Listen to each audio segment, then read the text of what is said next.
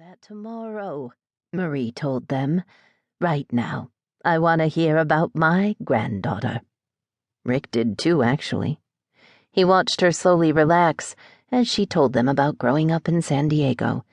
She'd graduated second in her class and gone to the University of Denver for her degree. Then she'd joined her father's company and worked her way up to second in command, poised to take the reins when he retired. She'd never been married, but she owned a lovely condo and drove a convertible Audi. He wondered if Joe or Marie would press for the details she left out. There was no mention of her mother or siblings. Had she wanted to join her father's company, or was it simply expected of her? For almost an hour he stood there while they talked, but she never said anything that wouldn't be out of place in a professional bio. "I'm so glad you're here," Marie said after a while, resting her hand on Jessica's arm. Rick watched the younger woman's gaze settle on the touch, her smile a little on the shaky side. "I should start supper. Is there anything you don't like? Or do you have any food allergies?" No. I like most foods, and I'm not allergic to anything that I know of." "Oh, good. I have a lasagna in the freezer. I can pop it in the oven so we can get you settled in while it cooks." "Oh, I appreciate the invitation, but I really should go and get settled into my hotel. Is there a time we can get together tomorrow to talk?" Rick and Joe exchanged amused looks when Marie held up her hands and shook her head. "Oh, you don't need a hotel, honey. We have a guest room upstairs. It has its very own bathroom and everything."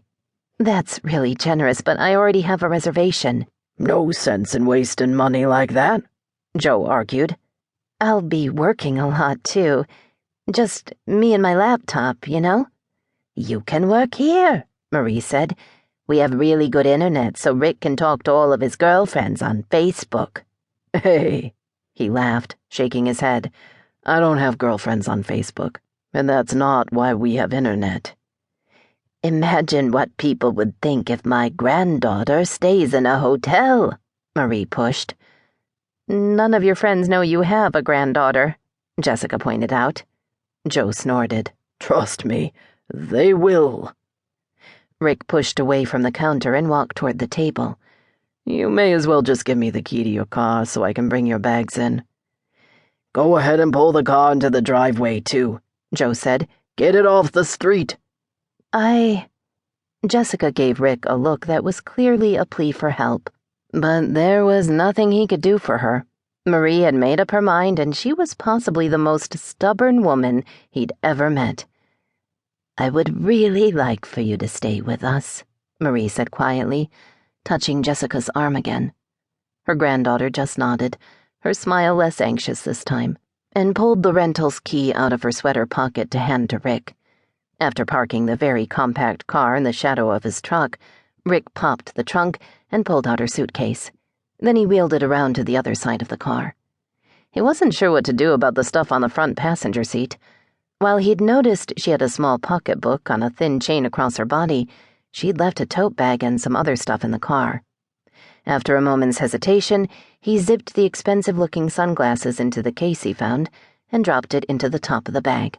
A pen and a tin of mints went in after it, and then he looped a scarf through the tote's handles.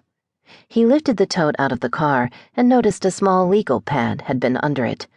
The house's address was scrawled across the top, so she'd probably pulled the pad out to enter it into the navigational system. But the list of addresses under Joe and Marie's house, written in much smaller letters down the page, caught his eye as he was in the process of putting it in the bag. The street names were all familiar, and when he read the abbreviations and dollar amounts listed with each one, he realized they were meant to be comps, lists of houses for sale in the area that might have a comparable value to Joe and Marie's. So it looked like their granddaughter had amused herself on the plane by researching their home's worth. What she might not be aware of was that, with an actual backward 2-car garage with accompanying driveway and spacious third-floor apartment, he'd take a wild guess at high 6 figures. Or maybe she was aware of it, and the amount factored into her urgent need to meet her grandparents after 34 years. For all he knew, her unavailable father had something to do with it.